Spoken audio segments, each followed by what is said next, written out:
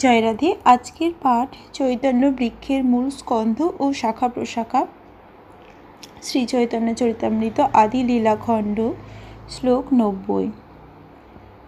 শাস্ত্রদৃষ্টে কৈল লুপ্ত তীর্থের উদ্ধার, বৃন্দাবনে কৈল শ্রীমূর্তি সেবারও প্রচার।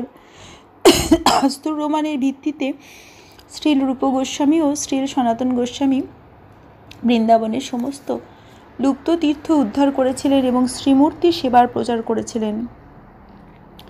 মহাপ্রভুর প্রিয় ভৃত্য রঘুনাথ দাস সর্বত্যাজি কৈল প্রভুর পদতলে বাস। চৈতন্য বৃক্ষের 643তম শাখা শ্রীল রঘুনাথ দাস গোস্বামী ছিলেন চৈতন্য মহাপ্রভুর অত্যন্ত প্রিয় ভৃত্য। তার সমস্ত জাগতিক সম্পদ ত্যাগ করে তিনি সর্বতভাবে শ্রী চৈতন্য মহাপ্রভুর শ্রী পাদপদ্মে শরণাগত হয়েছিলেন। প্রভু সমর্পিত তারে স্বরূপেরও হাতে, প্রভুর গুপ্ত সেবা কইল স্বরূপেরও সাথে। রঘুনাথ দাস গোস্বামী যখন জগন্নাথপুরীতে শ্রী চৈতন্য মহাপ্রভুর কাছে যান, তখন মহাপ্রভু তাকে স্বরূপ দামোদরের হাতে সমর্পণ করেন। এভাবে রঘুনাথ দাস গোস্বামী স্বরূপ দামোদরের সঙ্গে শ্রী চৈতন্য মহাপ্রভুর গুপ্ত সেবা করার সুযোগ পেয়েছিলেন। 16 বৎসর কইল অন্তরঙ্গা সেবন, স্বরূপেরও অন্তর্ধানে আইলা বৃন্দাবন।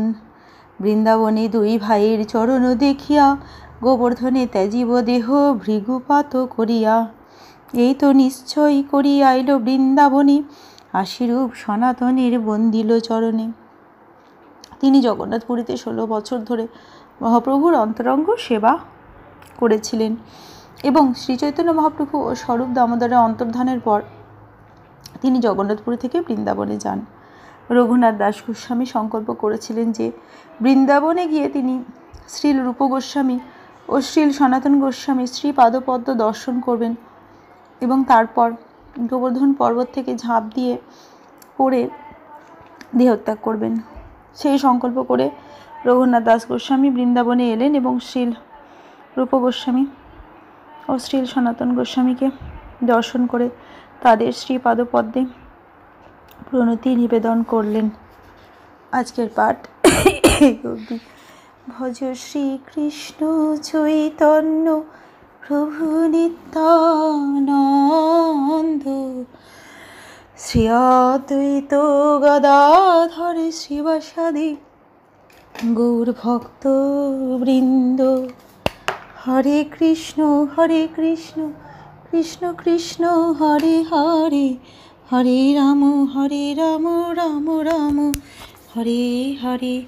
জয় রাধে জয় রাধে, জয় রাধে জয় রাধে, জয় রাধে।